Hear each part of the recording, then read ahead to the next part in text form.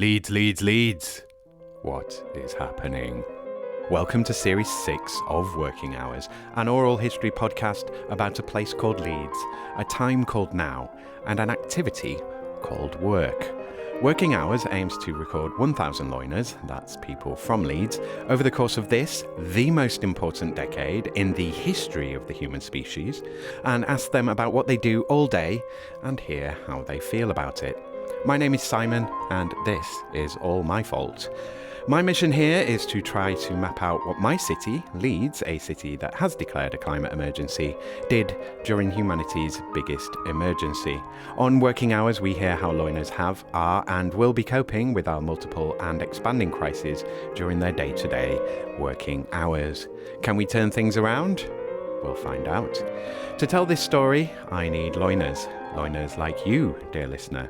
I need people in Leeds or people from Leeds to come on this podcast and tell me about what they do and let me record how this decade affects us. These are long-form interviews meant to challenge the short attention span content economy. That means they aren't always easy listening, but in my view, they are all worth listening to. They all tell us something about our guest, our city, and our time, not to mention something of what it's like to do that job and how someone got into that job. You're helping this project right now by being a listener, and I'd love for you to consider becoming a guest or a supporter of this project. Thank you for listening to this episode. What did you want to be when you grew up?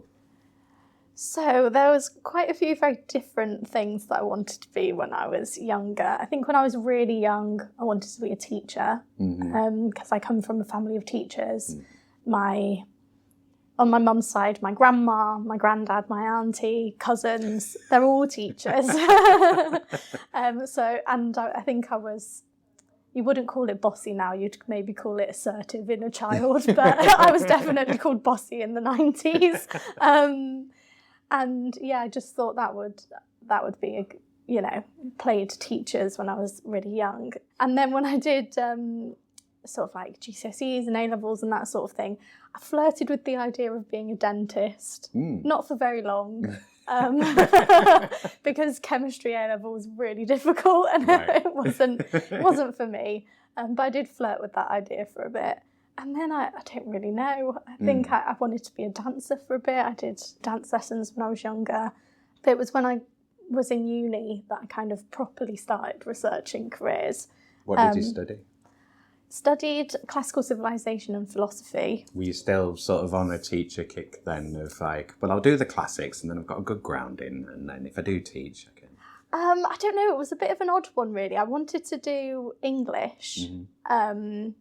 But I didn't get on the just single honours English course. So then they say, oh, you can have sort of like English and something else. Yeah, joint honours. There's English and classical civilization. I thought, oh yeah, that sounds good. I've never studied that before, but I loved history. So I came to uni for that, and then very quickly realised that I hated English. I think it was the turning of the screw that really just did it for me. I couldn't get on board with it, and I just thought I can't do this anymore. And I took an intro to philosophy class, and the lecturer, who was Scottish, and I love a Scottish accent, he had like a really thick Glaswegian accent, and in the first lecture he said, don't email me past 5, don't email me on the weekends, this is intro to philosophy 101, like you're in first year, just enjoy it and don't take it too seriously. And I was like, oh, I could get on board with this actually. So then I switched partway through the semester to classical civilization and philosophy. And then there was a lot of sort of crossover between the two. So I kind of did a lot of like Plato and Aristotle and that sort of thing, which I really enjoyed. And then I stayed and did a master's in philosophy. Wow. I don't really know why. I do know why, because I just value education in and of itself. It's not a means to an end for me. It's an end in and of itself. Yeah. And I just thought, when else do you get the opportunity to just study something so in depth? There's no other expectations like on you. You know, you didn't have a family or any of that sort of thing. You know, kids to feed or anything like that. It was like quite self-indulgent to just take 2 years to just really deeply study philosophy. Also wise as well. I mean, if you could do it, you may as well, haven't you? Exactly, yeah. Like, stay in academia a bit longer, you learn more, and also you've got another qualification there. It's like everyone's got a degree. Well, not everyone, but too many people have got degrees now. So yeah. But then I've heard that with masters and PhDs as well. It's like, because it's worthless. Everyone's got them. You could argue that I would maybe still be where I was without a master's in philosophy. Nobody's ever asked me to prove that I've got a master's in philosophy, apart from when I joined a head partnership and they wanted to see my my certificates, and I got really excited to get them out of the box because no one'd asked. So at least, we've got it on file that I have these qualifications that I say that I have. Well, I could take us down a long detour into various philosophers and philosophy and ask you about who your favourites are. But I'm not going to do that because it's not a podcast about philosophy, unless it's about the philosophy of work. You're listening to Series 6, Episode 21, and to my guest, Olivia Collins. This is another in-person recording, back at Bank House for the third time, recorded on the 7th of April, 2025. Hello, colleagues. Olivia Collins is the Marketing and Communications Manager at Ahead Partnership, a purpose-led business which drives inclusive growth and social impact through bespoke skills and careers engagement programs that support young people. Olivia is a philosophy graduate from the University of Leeds, specialising in ethics and aesthetics. She started her marketing career in the recruitment industry before gaining experience agency side and then move into Ahead Partnership. In her current role, Olivia develops and implements marketing and communication strategies for social impact programs across the UK. Her favourite programs to work on include initiatives that help to break down barriers and challenge stereotypes for young women before they enter the world of work. These programs include Ahead Partnership's flagship Girl Tech program, which connects young women aged 12 to 14 with role models in digital and technical jobs, with the aim of addressing poor gender diversity and the bias within the digital and tech sectors. Right, let's do this. Episode 176 of Working Hours with Olivia Collins. So what I'm going to do is I'm going to jump into the next question and ask you, what is it that you do now then? So I work in marketing now. Bit of a leap from philosophy to marketing, but it was when I was at university and I was properly looking into sort of different careers and what I might want to do, and I was looking at kind of like HR and marketing, and it was really kind of a toss-up between the two. But I started while I was studying for my master's. I did it part-time and I was working part-time in recruitment, which I always say is a really great first job to have, because you get to see all of the different jobs that are out there and what employers are looking for in those different roles. And I saw so many CVs, so I saw what was good, what was bad, what not to do, that sort of thing. And my manager while I was there she was the marketing manager, and she was just fantastic. And she kind of like took me under her wing, as it were. Was it like a small agency then? Yeah, a small sort of agency that specialised in kind of like office support roles. So a lot of like your HR, marketing, admin, PA, that sort of thing. And she was great, and there was an opportunity to then go full-time. So I went full-time and sort of like started in marketing, doing like the social media and writing job adverts and sort of like a bit of internal comms, that sort of thing. I just really enjoyed it. It was, quite a varied role and a really lovely team to be part of. It's long hours. Recruitment. I mean, in a way, in terms of office jobs and stuff, I mean, you're doing an extra hour either side. Yeah. And there's a lot of sort of sales. How did you cope with the sales bit? I didn't have to do any sales. Oh, well done. I think that's why I liked the marketing, because I didn't have to get on the phones. Everyone else was sales, and I was like, oh no, I think I'll do marketing. I think it's good to do a bit of sales. Yeah. But it is, I think it's definitely it doesn't confidence suit a lot building. of people. No. And it's that whole thing. You have to be a particular type of person to really sort of excel at it, I think. But you have to be able to just push yourself out of your comfort zone, don't you, and just not care. Yeah, I definitely couldn't have done it back then. I was definitely too shy, but I feel like I probably could now, but I wouldn't really want to. You've been talking to businesses all the time now. Yeah, yeah. So, I don't think we've answered the question there, though, have we? So that's how I got into marketing. So now I do marketing and communications for a head partnership. So we're a sort of like a social value partner, ESG partner, working with lots of different businesses to design and develop their own sort of careers engagement programs. So a lot of work we do is with secondary school students, but we also work with primary schools, universities, and it's really all about levelling the playing field for young people that might not have exposure to all of these different sort of professional careers in their own personal networks. So getting them in front of role models who look like them, sound like them, are from the same place as them, that are doing those jobs is really powerful. Yeah. So I manage all of our marketing and communications. So I work with a lot of our partners on their programs, if we're doing sort of press releases or professional photography or videography for the programs. And then I also do our own marketing for a head partnership as well. It's a very varied role. But I suppose when we get to social media, we'll go into a bit more detail. But I'm just thinking of like where you're placing the story. So obviously you're doing events. I know you do a lot of events through the year. So you'll be there taking photos, doing the publicity. So you've got a photographer there, whether that's in-house or someone that you bring in.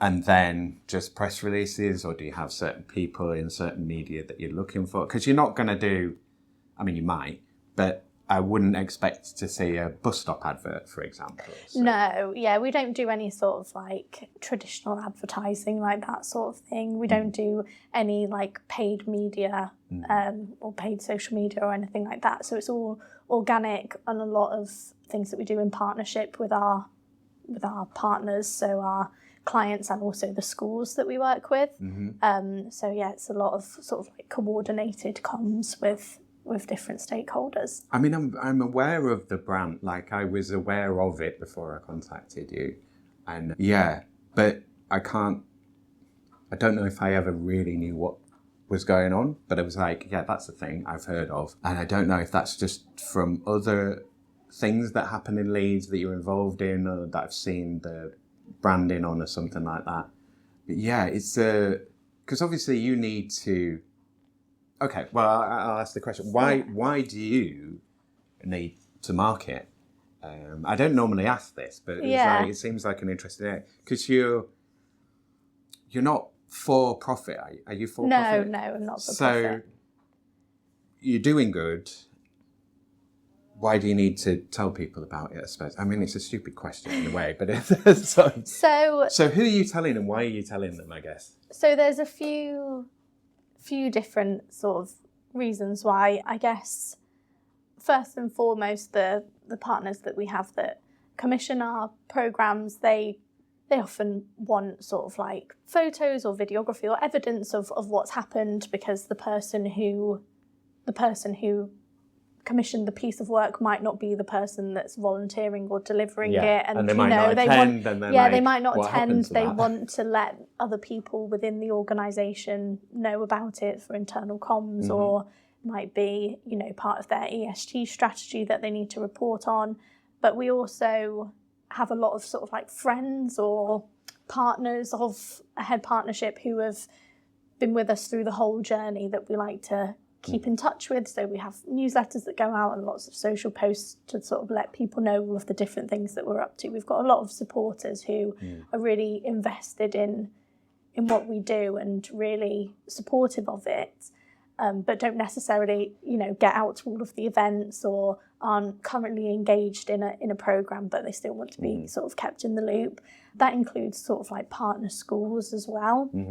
And then, I mean, what we're doing is just a drop in the ocean. And if we can get more people, more businesses to see the value in these programs and to commission their own programs, or to work collaboratively together around an issue, for example, like the digital skills shortage, then we can make an even bigger impact. So that's kind of the biggest part of our marketing, is to kind of raise awareness of what the problems actually are, whether that's within education for young people in the sort of like broader sort of growth of the economy kind of context, whether it's in specific sector skills gaps, and then bringing people sort of together around the issues to make an impact. So we're not kind of like marketing a product or even marketing our services. We're kind of trying to like get people around these issues to make a bigger impact, because the more support we have, the more people involved, schools, partners, volunteers, everyone, the more difference we can make. So is it so this is I feel a lot of the time with charities and so on, there's a sense in which you're trying to get rid of yourself, if that makes sense, in that you're trying to define a problem, reduce it, and ultimately make it go away. But then you also have the thing of being an institution, which is then like, I'm an institution, I want to survive. So the institution then wants to keep it going. So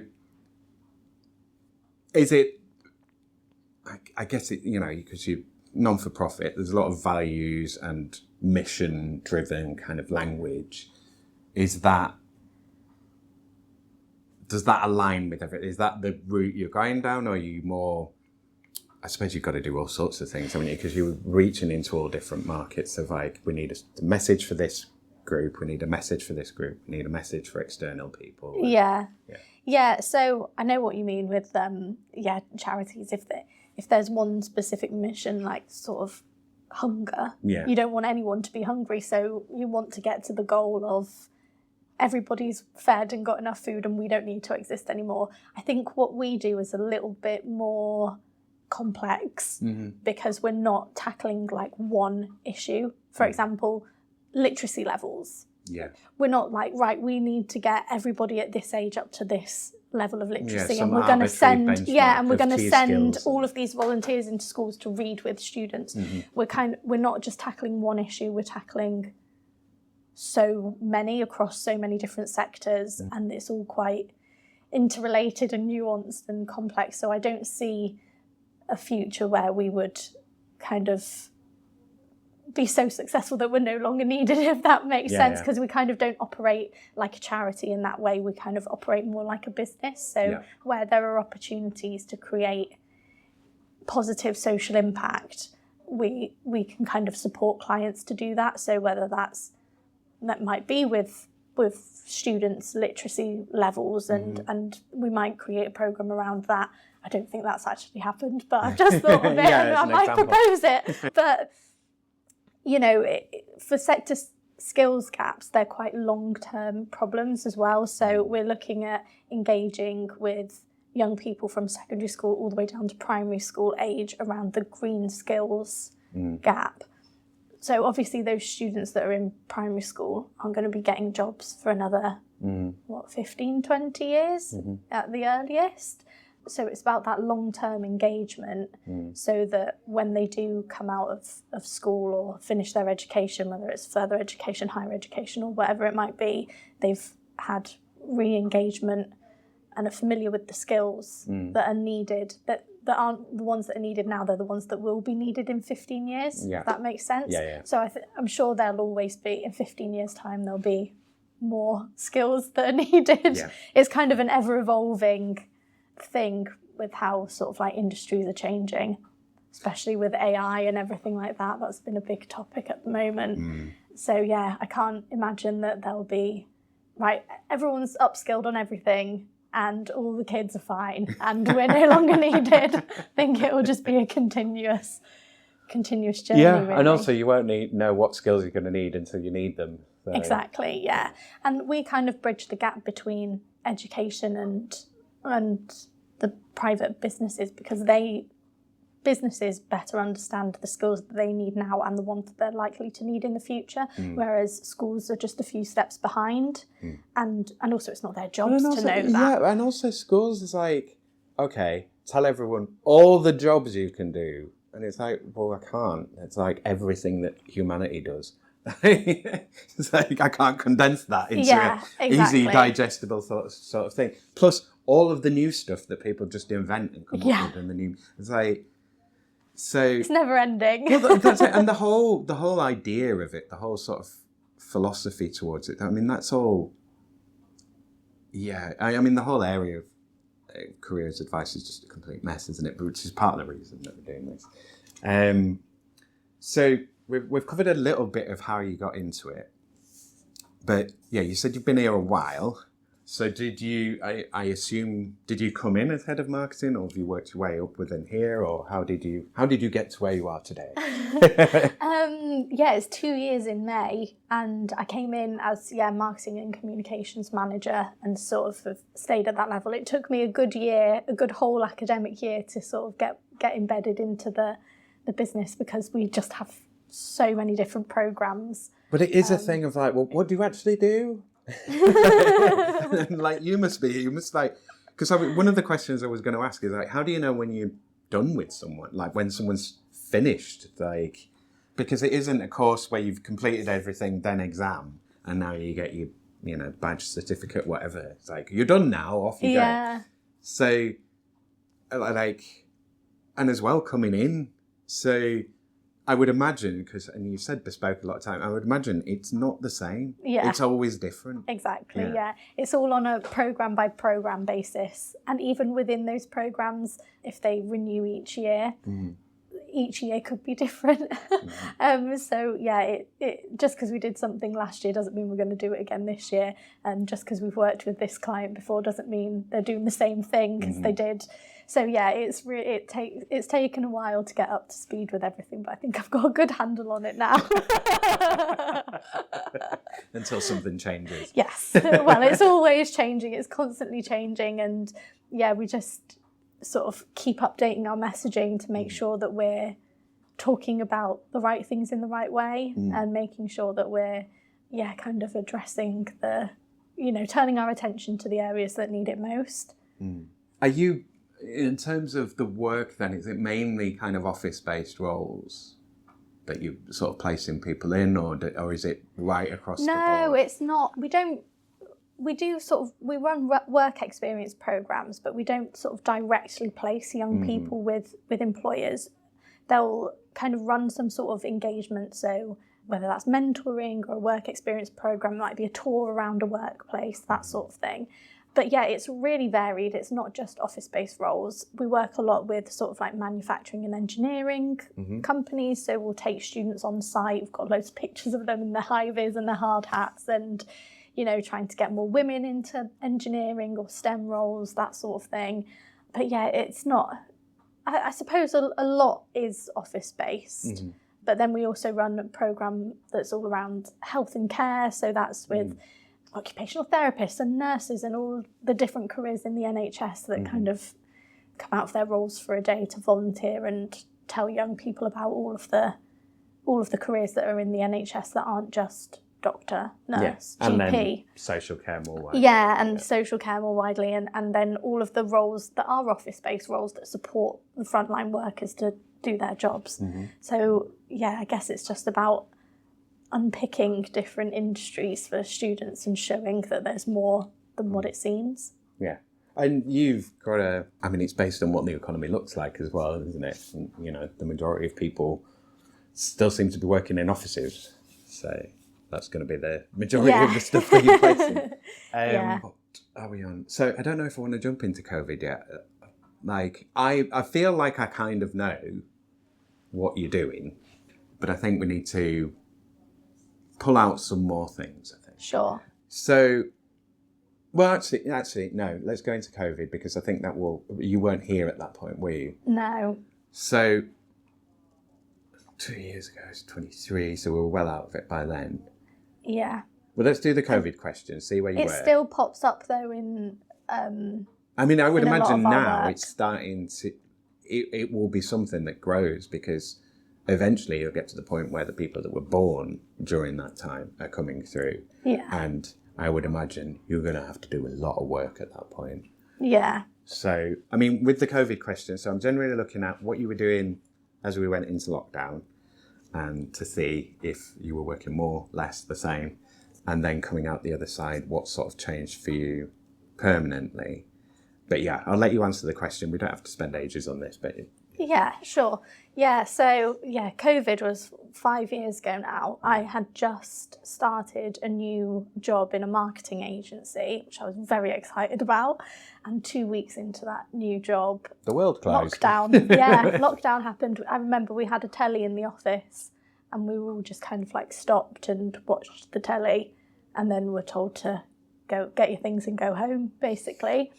And classic, we just thought, it'll be for 2 weeks. And it wasn't. And honestly, I can't even remember those first few months. I know everyone says about the weather being amazing, but I was in a flat with no balcony. Yeah. And we had a shared garden, but it wasn't maintained because obviously no one was allowed to work. So the weeds Netflix grew. Netflix and Dread. Yeah. I bought a puzzle, never finished it. Just stared at it. I remember doing it on the floor, listening to the announcements, and I was like, this is really dystopian. I'm not sure I can carry on with this. But yeah, we weren't really set up for home working, so I had a massive Mac. Did you have to go and get stuff from work? And or did they send you stuff? Or we just took everything from the office on that day. Everything.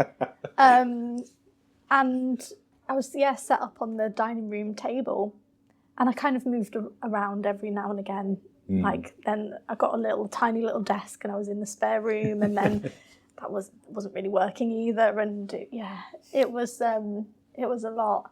But yeah, I remember being on like a Google Meet call from 7 a.m. until 7 p.m. And it was like if everyone was just on the call, and then if you needed to make a cup of tea or go to the loo or have lunch or whatever, you just muted yourself and turned your camera off. But we were just always on this call. That's so bizarre. It was really weird. Yeah. It's like a odd sort of Big Brother. Yeah, it was intense. Let's all put ourselves in Big Brother house remotely. Yeah, it was intense. And you stayed at that job, or? I stayed for a year. Right. Yeah. When things sort of opened up again, it was much better. But it must have been a nightmare though, because you just started that role. Was this your first sort of high marketing role? Was it like a step up? It was like a copywriting So it's like, role. this is a job that I'm going to do good in this job, and then... Yeah, and the offices were really cool as well, like all exposed brick and all of that. And I was like, oh yeah, it looks lovely. I've made it. And then I was on the dining room table for however many months.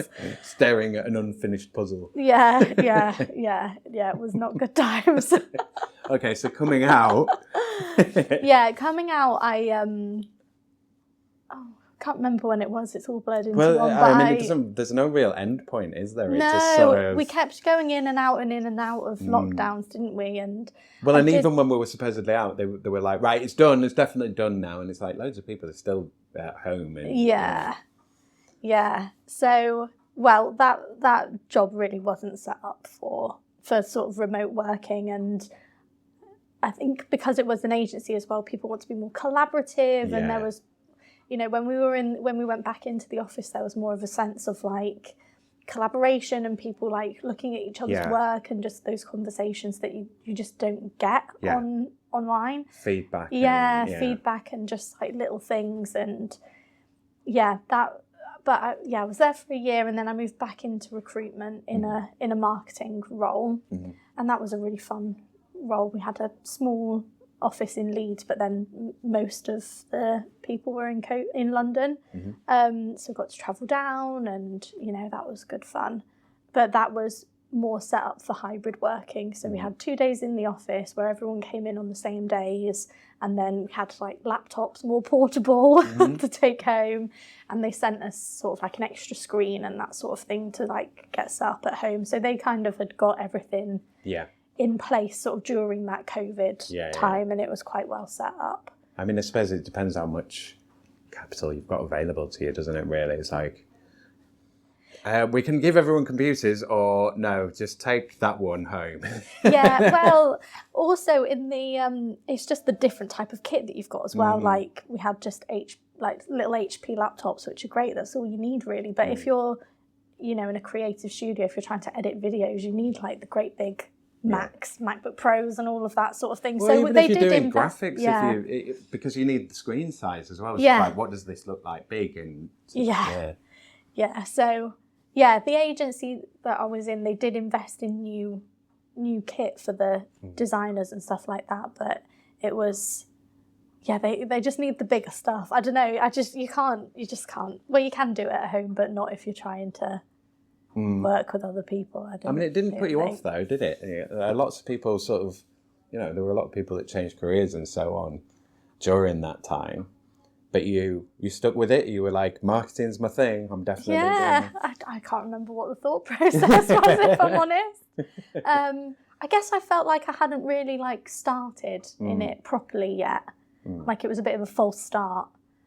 So that role that I went to in recruitment, it was a marketing executive role. So it wasn't exactly like a step up or anything like that, but it seemed like an opportunity where I could progress. And you were going to do more things, and there was more scope for advancement. Yeah, there was, and a lot of support as well, which was great. So and then I was there for 2 years, got promotion to marketing manager in that role, and then moved over to a head partnership 2 years ago. So it feels like it's been ages, but actually it's probably not that long. Yeah. Well, it's one of those things, isn't it? It was like, well, I mean, it's time's relative, isn't it? But I kind of see things more now of like, that seems 5 minutes ago, and then it was ages ago. Yeah. It's like, wasn't that last week? And no, that was 5 years ago. So okay, well, is there anything else you want to add on the COVID bit? I could talk about actually head partnerships working COVID, because it did really change. Okay. So obviously when everyone went into lockdown, schools were all shut. So all of our work that was delivered in schools just stopped. Sort of. Yeah, that there was was it. nothing you that could was do. it. There was nothing we could do. The schools weren't set up to do home learning or anything like that, and especially with a lot of the students that we work with that are from sort of areas of disadvantage. Yeah, they didn't digital have, divide stuff. They're not even going to have didn't have computers their or own devices. laptops. There were students that were, trying to do their homework on their parents' mobile phone, that sort of thing. So it really impacted the work that we could do in COVID, and we're still feeling kind of ripple effects from that as well. So coming out of COVID, now going back into schools, we've still seen the ripple effects of having those lockdowns and having that break in their education. And students now, when they come into sort of offices or engage with our programmes, you can really see kind of like a dip in confidence or in public speaking skills, self-belief, those sorts of things. So a lot of the work that we're trying to do is kind of almost bridge that gap and make up for the kind of experiences that they lost in that period. And it kind of depends how old they were at that time as well. I mean, I'm thinking of it as like a first aid thing. It's like, you've got to get in there as soon as you can, because the harm's already been done. So what you're doing is you're trying to minimise that harm as much as possible. Yeah. Because it's very easy to, it was all like a holiday. People make these equivalences between prison and holiday camps. It's like, well, there you go. That's what it's like to be in a holiday camp prison for 2 years. Was that fun? No, it wasn't. Yeah. There was lots that was nice in that, you had more time, the streets were quiet, you didn't have to listen to all the traffic and all of these things. But also, everyone was under house arrest essentially for 2 years. Yeah, but what that looks like will be very different for different people. Yeah, so depending if you on the size of the thing and what they've got access to. If you are, from, live in the leafy suburbs and you've got a lovely, great big garden in your nice semi-detached house, then you probably had a great time when you could just log in, to a Zoom meeting and then have a gin and tonic in the back garden. But if you are working in a supermarket or as a nurse or, on the front line where you still have to go to work, you have to physically go there, then you're worried about, all the diseases and everything. And then you've got people at home, kids, other family, you know, people's living situations are really, really different. And if you don't have that outdoor space, you wouldn't have been able to take advantage of the lovely sunny weather and the holiday that everybody else had. And, and that's it. I think it really impacted people. Because you've got, and like you say with that example of, you know, sort of emergency service workers, for example, and like you've got kids, they have to go to school and they have to open these schools, and the teachers that are there. And at the time they were saying, oh, well, children don't get it. Oh, yeah, because there's all those diseases that just avoid children. And like, I mean, some of the stuff that was going around just defies logic now, sort of thing. But yeah, the amount of stress, and we all felt that social stress to a degree, you know, whether it's panic coming out of the media or just, I remember the first couple of weeks, and, you know, if you had to go to the shop or anything, people weren't acknowledging each other for the first couple of days. Everyone was just like, doing huge circuits around each other. Yeah. And it's, if you've got those advantages where you can make yourself comfortable, then you can stand it. It's still there, it's still worrying in the back of your head. But when you haven't got that, it's all you can see. And we know what stress does to people in terms of like chronic illnesses and damage and so on. So yeah. Even to the point of having to physically go to the supermarket instead of getting a delivery. So we had like a neighbourhood WhatsApp group where people who had to shield and stay home were connected with people that could go to the shops for them. So I did a weekly shop for a guy that lived down the road when I went and did my shop. And he was on benefits, so we had a really strict budget, and he was like, these are the exact things that I want. And I had to call him from the supermarket basically every week that I went, because the thing that they didn't have it, they'd run out, or they didn't have that version of it, they only had a more expensive premium version of it, or the price was different to what he'd seen online, all sorts of things. And it was awful. And I was like, why don't you just get a delivery? And he was like, well, because then there's the delivery fee, and then, you know, and then they make substitutions for you anyway. Yeah. And a lot of the stuff that's online is not the basics versions. And it was just, so even that, like, if you couldn't physically get to the eye-opening, isn't it? Yeah. It's that sort of thing of like, what, you have to put up with this all the time. Like, how are you doing? I'm not coping. No, it was really bad. Yeah. Yeah. So yeah, some people had a great time. Some people kind of, you know, started businesses, or, you know, got to spend time with family and reassess things. And then other people just had awful. I mean, the thing is that because it's such a long period of time, I mean, whether you're just counting it as that year or, you know, the next year or even further ahead, everything's going to happen in that amount of time, isn't it? You know, life, death, marriage, like, so yeah, even people that was like, it was terrifying, they'll have had moments where they've had good times during the day, and so that's life, isn't it? So let's do social media. Sure. Because I think it'd be a nice chunk where we can really talk about something. And I can't segue in Brexit or climate change from where we are. I'm not sure. It doesn't feel like a natural leap. So in terms of social media, so what I'm normally asking is, how much do you have to do? Like, how much time do you have to spend doing posts or whatever? Now, as a marketing manager, you're going to be overseeing a lot. You can be involved in the creation of things, or so. But you'll also have to do stuff as well. So how does that? I mean, feel free to take this off in any direction as well. Sure. But yeah, so I want to look at how much time you have to put into it, whether you feel that time is well used, and whether you get the return on investment that you want from that time. As a marketing person, I would assume the answer is yes, and that it's very vital, and I need to spend lots of time doing it, and I know how to get things out of it and get what I want. Yeah. Is that your experience? Are you? I mean, no, that kind of puts you on the spot of like, yes, I'm brilliant. But obviously, you are to a degree, but you're not nobody's like, I can make anything happen with just a post and just this. So Yeah. what's your experience with social media? How much do you have to do now? Do you feel it's a good thing or a bad thing, or is it a bit of both? Like, what's your experience with it? I have a real love-hate relationship with social media. So the way I kind of approach it is like it's a necessary evil.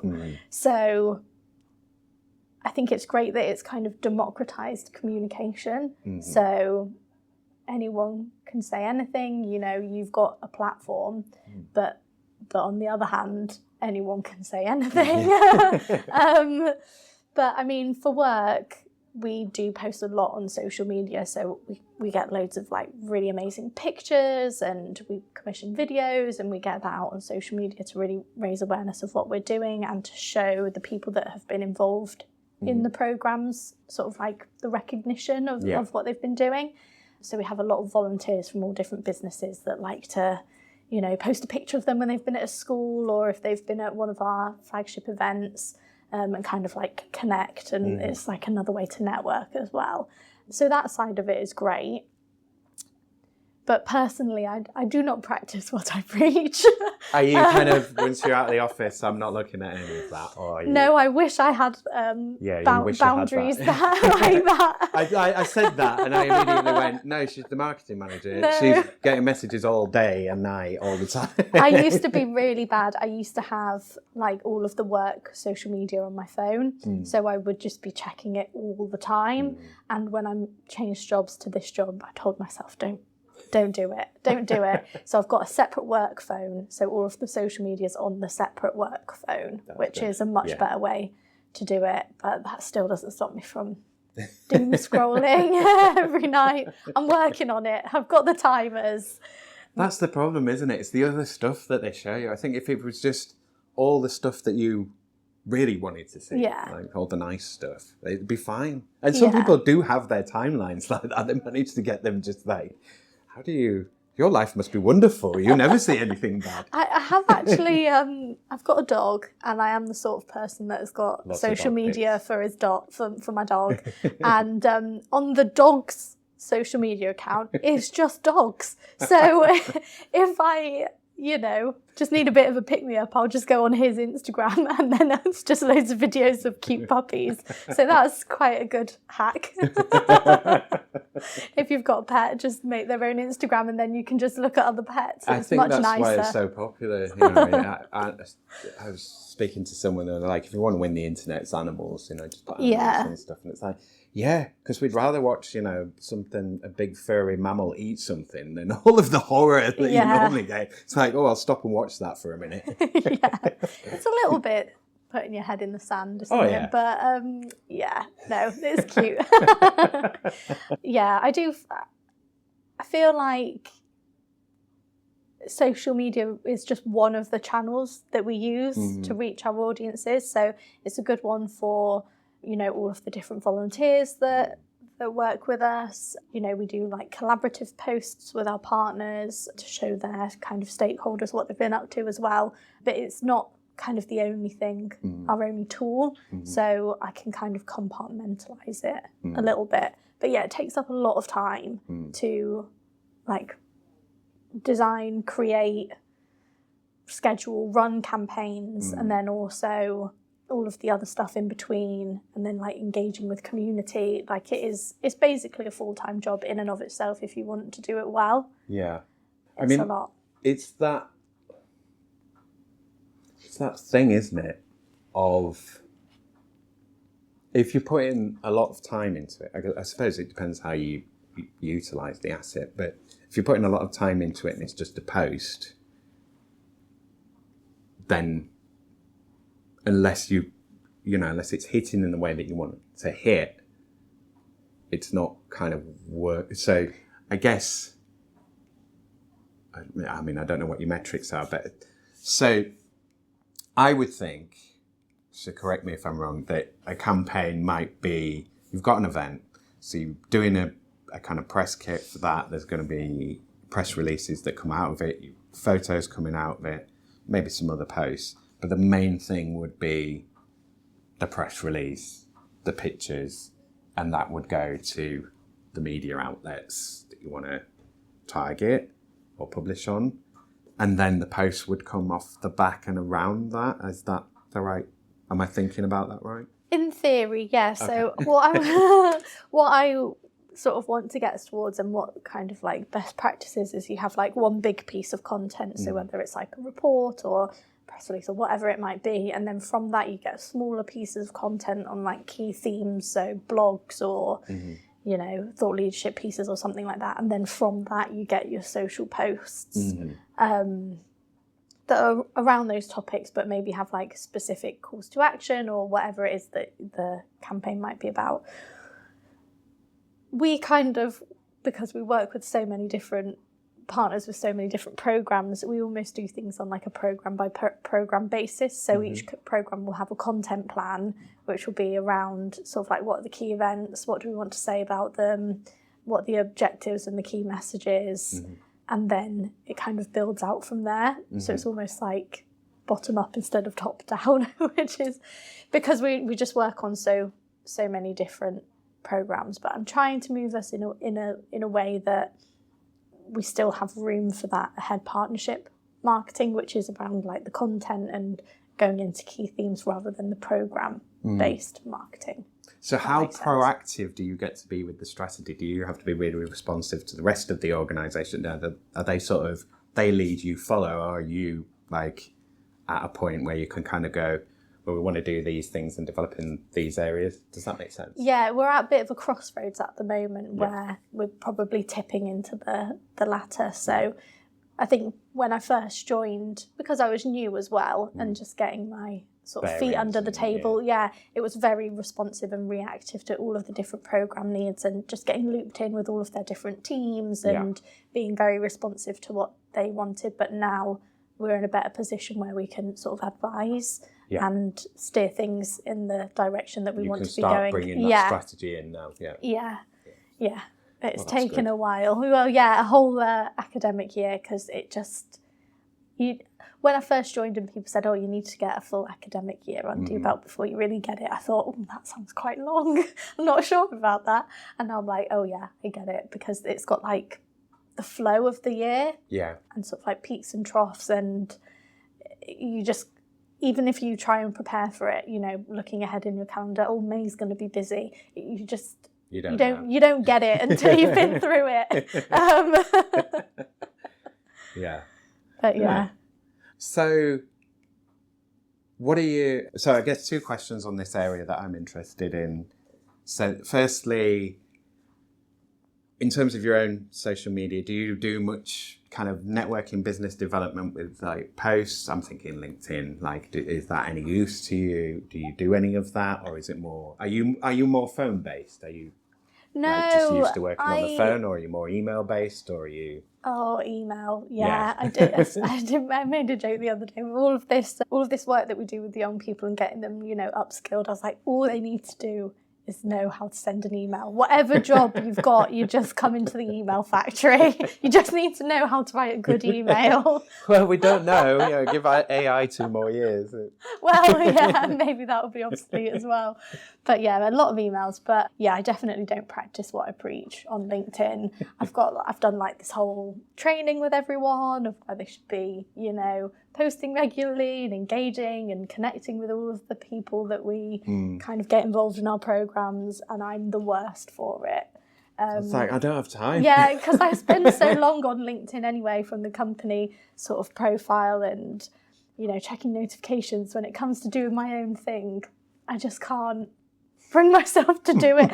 And I just share the company posts, really, because then I think at least I'm doing something to help our engagement. I think it's a bit like, you know, like when you go to builders' houses and their house is never built. Yeah. And it's like, it's that thing, isn't it? Like, well, I do it all day at work, and I know I should and could, but I'm tired. I've done that all day. Yeah.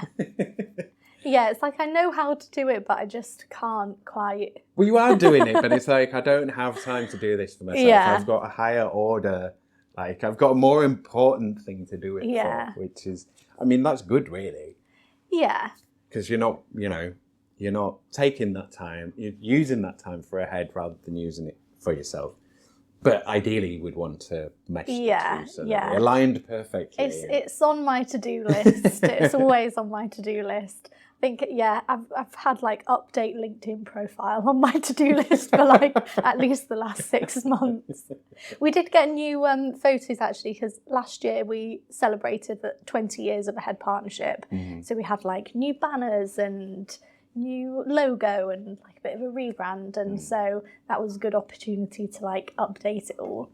And then at the end of the year I was like, right, new pictures in the new branding. It's not 20 years anymore, but like this is the new head partnership. And so I haven't updated the photos, but it's just the content that's not quite got there. I will. We've got our flagship event coming up, Girl Tech, and so I will be posting around that. I always try and make sure that I do, but yeah, it's one of those things. It's just forever on the to-do list. Where's the Girl Tech event then? Is it going to be huge, or is it? It's pretty big. It's one of our flagship events. It's like the biggest one that we do. It's been running for 8 years now. Mm-hmm. And I think it's about 150 young women that come from all different schools across Leeds and connect with employers from digital and tech roles and digital and tech businesses from across Leeds as well. It's like a really... There's loads. Yeah. It's a proper sort of like hub for digital and innovation. So we get lots of female role models from all sorts of different roles. So whether that's in those like technical, like coding type tech roles, or whether they work in a digital business but in a different type of role like marketing or HR or that sort of thing, or whether they just work in a business that's not in digital or tech but their role uses digital skills. We kind of cover all bases with the people that come to Girl Tech. So the Leeds is our biggest one, but we've also expanded this year across the UK. So we're going to be in the North East, in Manchester, in London, and in the West Midlands as well. So it's a big programme. I've got a question in this area then. Yeah. So with Ahead and the Girls in Tech, the Girl Tech event, so the startup world is crazy, to put it in a word. So they might go into an industry, for example, where, okay, you're going in with these skills and it upscales quickly, but then potentially it either works or it doesn't work, sort of thing. So it could be, are you preparing people for the realities of these kind of careers as well, that it's, because if you just believe stuff online and went, okay, well, I'll just make a business up and go online and then I'll be, Diary of a CEO or whatever, and then the reality is obviously not that. But also from the industry side, would startups take on people that don't have any kind of already experience? Or because I suppose, so one of the things that I've heard about is that people talking about there aren't any entry-level jobs anymore because everyone's asking for 2 to 3 years experience, or like, you already have to know how to do X, Y, and Z. So is the tech industry responding, as well as other industries that you work with, in sort of being involved in these programs and developing people? Yeah, that's a really good question. So majority of the digital and tech businesses that we work with are probably past that startup, scale-up phase. And so they do have kind of like career routes, career entry routes into them. So whether that's sort of like degree apprenticeships or graduate programs or that sort of thing, they have those avenues already set up for young people to enter the industry and enter the business without having experience. But we can have volunteers coming to our events that might be from sort of startups or scale-ups, but aren't necessarily sort of like running the workshops. They're just there to volunteer and speak to the students and be those role models. So we would encourage them to, we'd encourage the young people to ask questions, and we'd encourage the volunteers to answer honestly, because we want young people to get an idea of the industry. But I don't think we don't have very many sort of like startups that we work with. And I think at the age that we engage young people. So, for example, Girl Tech is for Year 8 students. It's designed before they pick their GCSEs in the hopes that more girls will pick computer science, essentially. Because since it changed from ICT, there's less than half the girls taking that as a subject at GCSE now than there was back in 2015. So they're at the stage where it's more about what do I need to learn? What GCSEs do I need? What sort of what's hobbies? gonna help me? What will help to, if that's something that they want to pursue. So it's not, I guess, if you were maybe talking to university students, it might be a bit more pressing to have that really kind of honest conversation about what that would look like after graduation. Yeah. But they're kind of a few years out. Yeah, but they're also not necessarily going to have any better information about what the job market's actually like. You know, like a few of them at university might take jobs on, but again, it's sort of jobs you can do part-time and jobs that you can, so, you might get an office job, but it's not necessarily guaranteed. I don't know what my point is here. I've distracted myself with something. Anyway, I'm going to leave that there and let it just hang. So what was the other thing on the social media side? I can't remember. This is why it's great to have editing. Oh, I wanted to ask you about, so do you have like a regular content? Do you put out a magazine, or do you have a show, or do you have a kind of regular thing that you do? Or is it the events? Is the events the thing? Yeah, we have a newsletter that goes out to all of our sort of like mailing lists. So that's everyone who volunteers with us and kind of friends of the company as well. That's probably our most regular piece of content, and that's like an overview of what's been happening in our programmes and what we're working on, what's coming up. But yeah, I want to move towards having like a real sort of like cornerstone piece of content. So whether that's, like a magazine or newsletter or podcast or something like that, that's kind of that regular update of our work. Because at the moment, I think, and feedback has been as well, we've had really good, honest feedback about that, because we put so much out that's all about our programmes, you can lose what a head partnership is about on its own, because we quite often talk about our partners and our clients and our schools, and we're kind of losing the essence of what a head partnership is. So we're trying to move towards more of that, like a head partnership marketing rather than programme marketing, but there's a balance to be struck. It's a bit of a tightrope walk at the moment. Are you...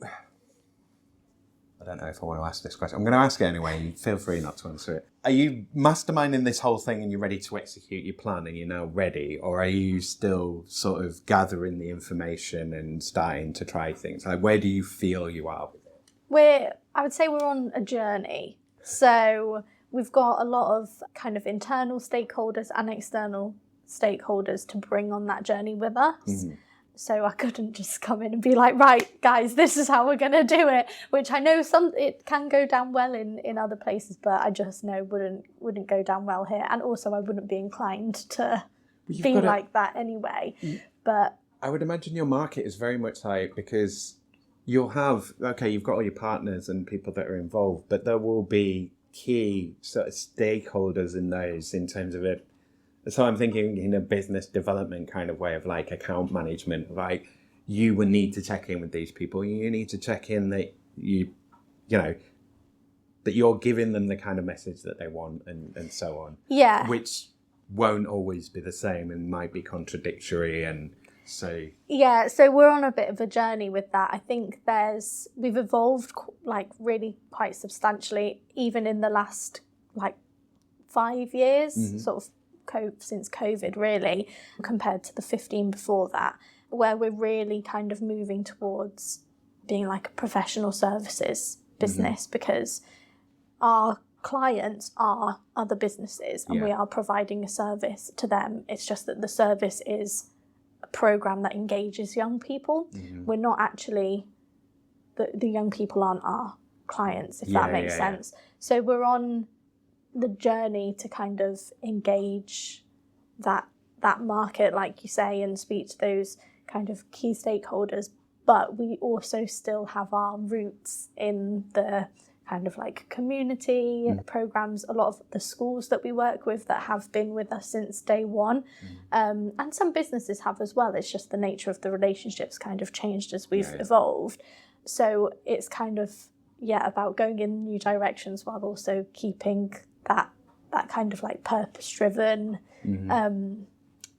ethos that we're all about. So it's a journey. I think if we were in, I don't know, recruitment, for example, you could just be like, right, guys, this is where the market's heading and this is where we're going. And everyone would be like, yeah, come on, let's go get that money. And that's just not what we're about. So it's I think we're very conscious to like stay true to our roots while also trying to, market to new areas. Excellent. Okay, I'm going to do climate change and Brexit. I don't know how long we'll spend on this. I would imagine it'll be quite short. We'll do Brexit first. So has anything changed for you in your work since we have Brexited? Obviously, you weren't in this job before Brexit. Yeah. But I mean, do you think Brexit's changed how you market or any of the industry for you? I don't know if it's had much of an effect on my work personally, because a lot of all of our clients are within the UK. It potentially might have had an impact if there was any funding that we got from the EU, but I'm not sure about that. No, none of that. The only thing that I can think of that has affected my work in the last few years was when I worked in recruitment, we had an office in Germany. Just trying to send stuff over to them was an absolute nightmare, because it was when it had just happened and we had to fill out these forms. And I ticked that we were in the EU, and then my boss was like, we're not in the EU. And I was like, what do you mean we're not in the EU? Of course we're in the EU. And she was like, well, what was Brexit? And then I was like, oh yeah, we're not in the EU. And then I had to redo the form. But that's kind of it, really. It was a nightmare sending stuff over there, though. I love that. What was Brexit then? Oh yeah, that thing. Yeah. That's what it was. Yeah, I'd forgotten all about it. Yeah. Just blanked it out. Just like, no, I don't want to know about that. Okay, so climate change. There's lots of ways into this, so we could talk around it a lot. But I mean, in terms of your work or your kind of day to day, does it come up? I guess, are you still? I assume people here work on a kind of hybrid, flexible working basis. And I would imagine you bus into work or cycle into work. Yeah, we have... so we've got a lot of people within the team that are really passionate about like sustainability and doing as much as we can to Well, you would. You're in an office full of do-gooders. Yeah. So we did some sort of analysis on our carbon footprint as an organisation, and have made some different changes for that. So, for example, our like travel policy is to have public transport first, and car share and all of those sorts of things.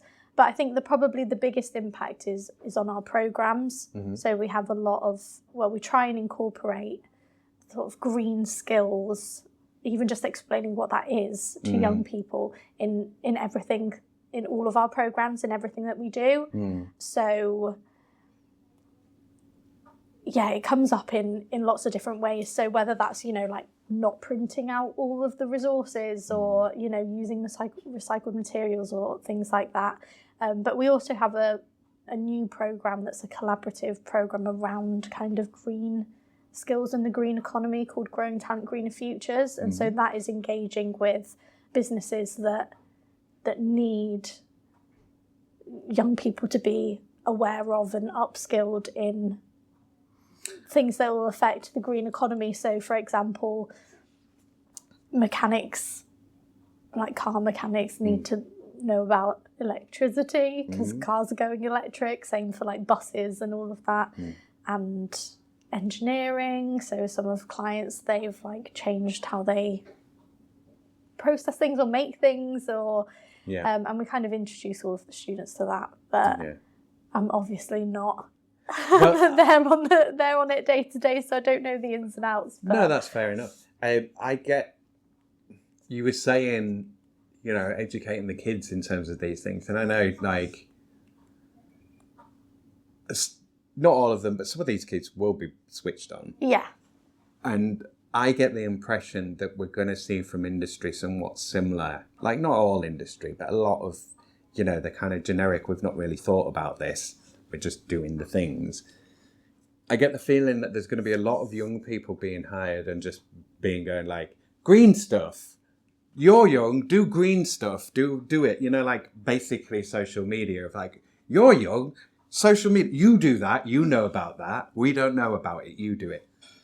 Has any of that started to happen? Because I get the sense that will be a thing that grows. There'll be loads of businesses going, right, young people, we need young people. They know about green stuff. We know about green stuff. Get them in and just make them do green stuff. I've not really seen much of that because I think the people that you're working with are kind of on it. Yeah, the people that we're working with because they see the value in and this of like, oh yeah, if we develop our people, that's good. Yeah, so I mean, for anything that's like engineering, they obviously have to be qualified in whatever it is that they need to be. And for these sorts of like sustainability reports, there's people much cleverer than I am sort of doing all of the calculations and making the recommendations.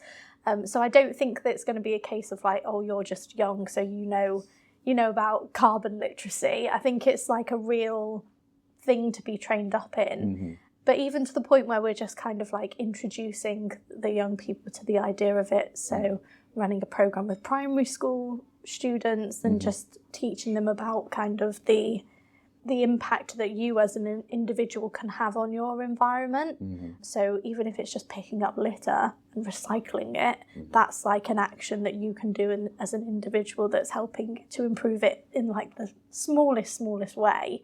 But hopefully that kind of starts a thought process that creates those behaviours that then can lead to more sustainable actions in the future. I think that I won't do my personal responsibility rant.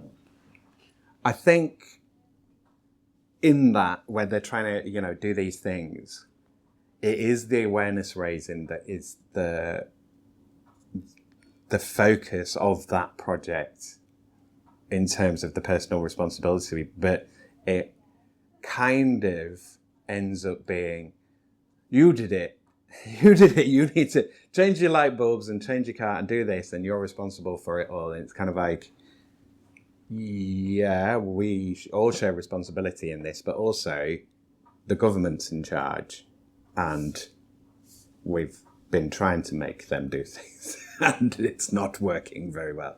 So it's that sort of, I worry about people kind of becoming neurotic about it, because I'm neurotic about it. So that's my only kind of caveat to that. Respond if you want to, but don't feel that you have to. No, we found actually when we started a lot of this work around green skills with young people that they were very kind of doom and gloom about it and felt like they were powerless to change what was going to be an inevitable reality of climate change with really serious implications, and were quite sort of dejected about it. So a lot of the work that we've done from having that feedback from the young people has been to say, yes, we've all got personal responsibility to do our little bit, but then there are businesses who are doing X, Y, Z to help as well. So that it's not just on you as a 12-year-old. Fix it, Greta. It's all of the businesses that we kind of get involved in the programmes are then showing young people, oh, we used to do this, but it was bad for the environment or whatever the case may be, and now we're doing this and it helps in this way, and showing that it's not just on individuals, it's also on businesses to make these changes, and here's how they're changing and here's what they're going to do in the future and stuff like that. So it kind of takes it up a level from being an individual responsibility to saying, oh, you might not have known, but these businesses are also, doing X, Y, Z to help. So it's not just on you. Yeah. Well, that's the thing, though. It always comes down to, I mean, even with the mental health stuff, the mental health awareness stuff, it was like, you, watch out for everyone's mental health. Check everyone. You do it. You're in charge. It's like, leave me alone. Yeah, it can be really intense. I think a lot of what we try and do is just to get those... Well, students, you get that people thinking... that and... other people are... you can be part of the solution, and other people are also going to be part of the solution. It doesn't just have to be you. Yeah, I think that's a lot of what we did around green stuff especially. Yeah, so is there anything else that you want to talk about that we've not covered, or anything that you want to revisit? Yeah, I think we touched on it a little bit before, but our Girl Tech event that's happening in May, yeah, it is a really fantastic event, and maybe that's what I should have said would be like a change, is getting more women into these tech and digital roles, and not just in those roles, but in all businesses that are the roles that are like the fee earners, or the roles that have the real technical skill, because we do see a lot of women in marketing, women in HR, women in admin, which is great in all of these different industries. There's nothing wrong with that. But then when it comes to the fee earners or the specialists or the, whatever the business the is money. about, yeah, women aren't in those roles across the board in like all sectors, and even in the sectors where there is a good balance of women and men and other genders, the higher you go, the fewer women there are. Yeah. So. Did you hear that thing of like there are more CEOs called John than there are women CEOs? Yeah. I try not to think on it too hard, otherwise I get depressed. But Girl Tech is one of our sort of flagship initiatives that is trying to get more young women into the industry in general, but also into those technical roles, which I think is really important. So yeah, I'm just very looking forward to that coming up. It's like the biggest event of the year. It's like been in the calendar since basically the event last year finished. We work on it kind of like all year round. We've got some really exciting people that are attending and that are running workshops, and a big part of my job is like amplifying their voices and getting them sort of involved and brought in, and having all of that kind of like social media attention around it as well.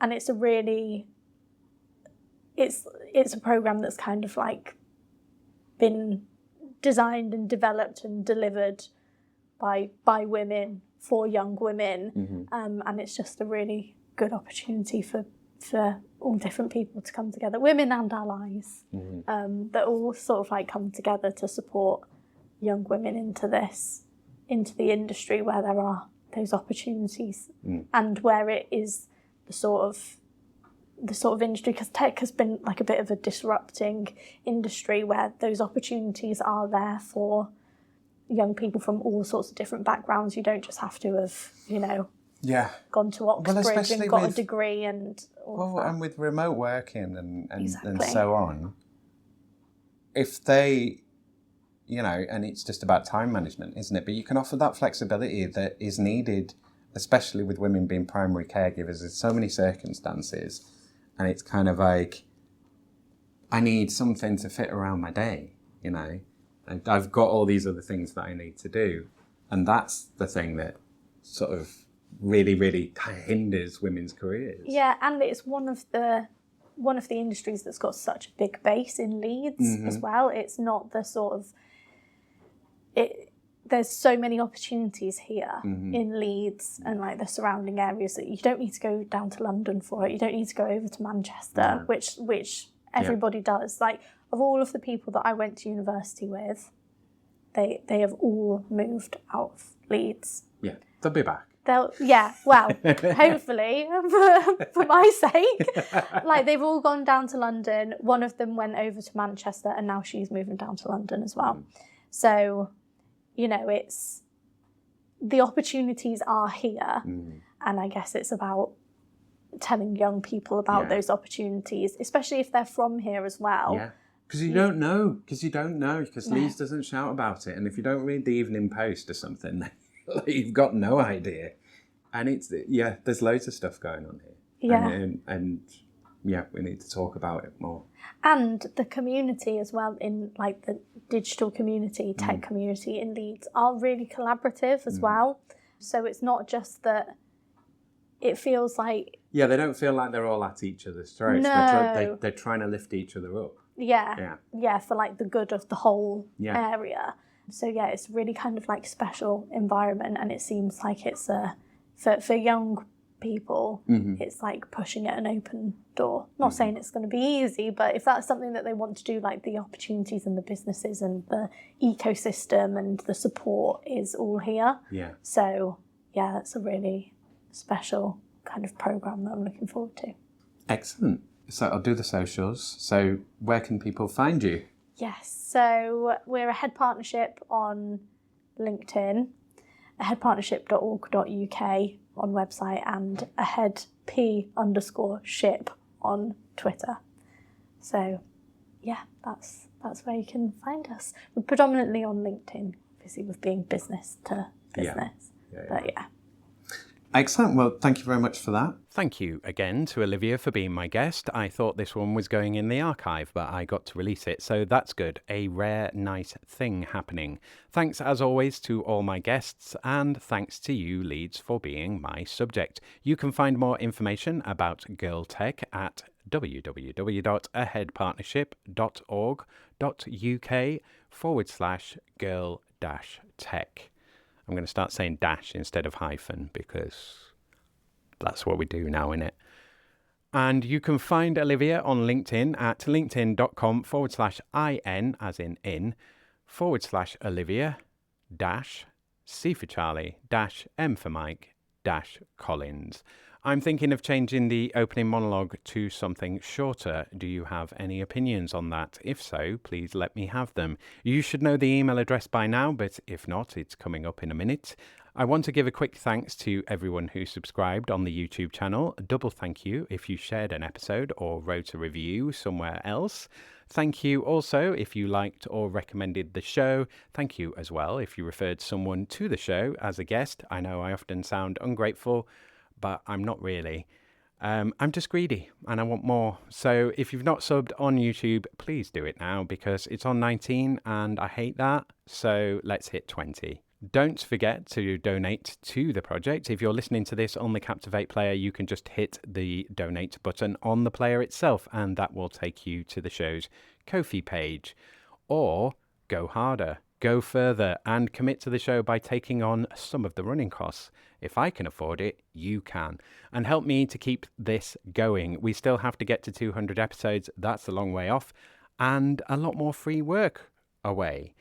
As I said before, this show has been on a precipice all year, so anything you do donate will be a massive help. If you do want to chuck in a meaningful way, another option is the Patreon memberships. They start at £6 a month. That's much less than the price of anything you'd buy an hour of in The Real, and I'm giving you hours of local historical content each month. £6 is basically a draft beer a month for all this content. You know it takes me at least 3 times as long for me to make these as it takes for you to listen to them, right? Anyway, patreon.com/C for Charlie /working hours pod. Link will be in the show notes.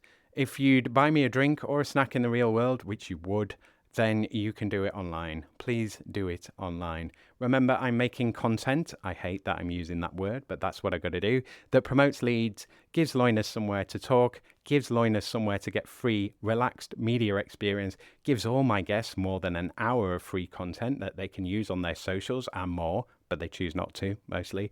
You'll be a bigger part of giving that to Leeds as well if you move from listening to more active contributions through a membership or a donation. And you'll be a bigger, more active part of creating a great careers guidance resource for anyone to access. If you do buy a membership on either site, please remember you can cancel it at any time and no one is going to break your thumbs. If anything, you'll need to make an effort to stay a member with those platforms. But for the time that you are a member, it will, as I said, be a massive help, honestly. Also, if you want anything from the show that you're not getting in order for you to make a financial contribution to it, or if you just want me to read out something for you on the show for free, then get in touch. I'm open to feedback and accountability, and it would be great to get an email that isn't just spam from some internet grifter. Look, I know it can be antsy on here, but I do really appreciate you listening to this. I'm mad at me, really, not you. I'm mad it's not better, that it's not getting more reach, but also, I'm not. I don't want to be accountable. I don't want a big audience to reply to, and I really don't like conforming. But I'm tired and broke. Yep, I know most of us are. And the world is horrific at the moment. And as I've always told you, without any sweetener, it's probably only going to get worse. We're all to blame for this. We're all short-termist and not thinking things through enough. I know you don't want to hear that, and that's why I put it here. Okay, maybe blame is too incendiary for you. Well, at the very least, we're all coerced and complicit in this.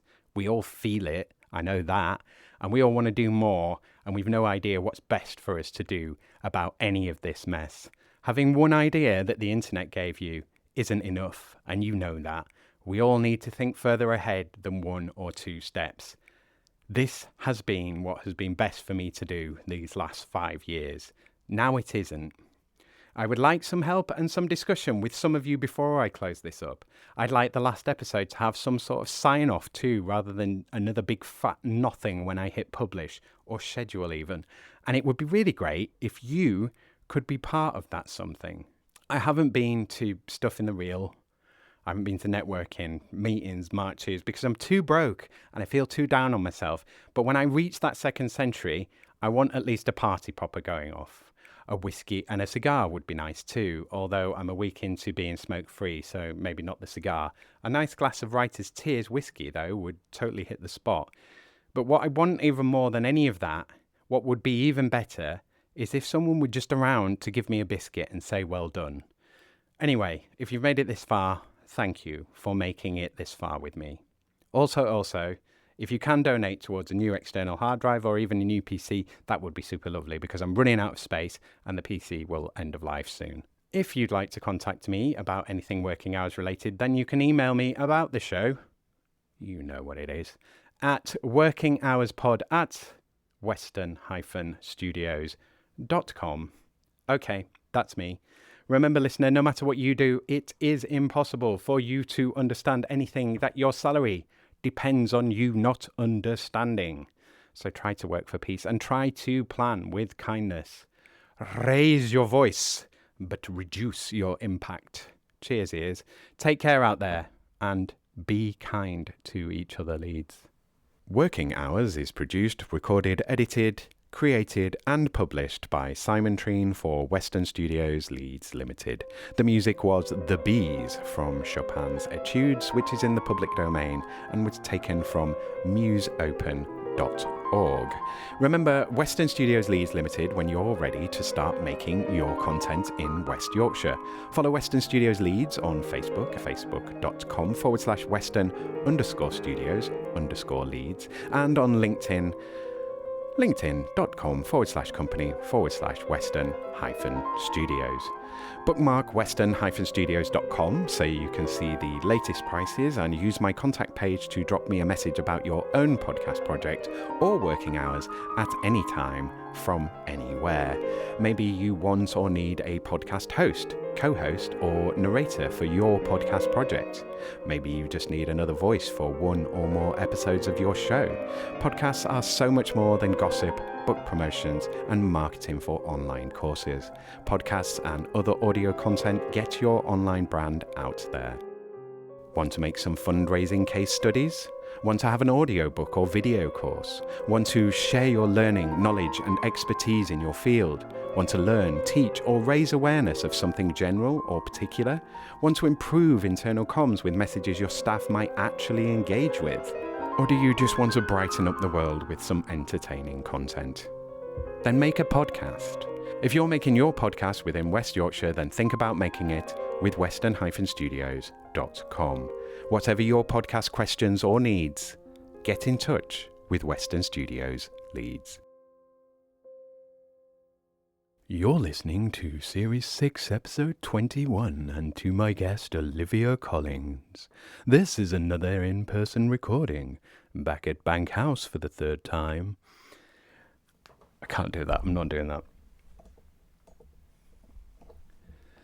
You're listening to... What's that? You're listening to...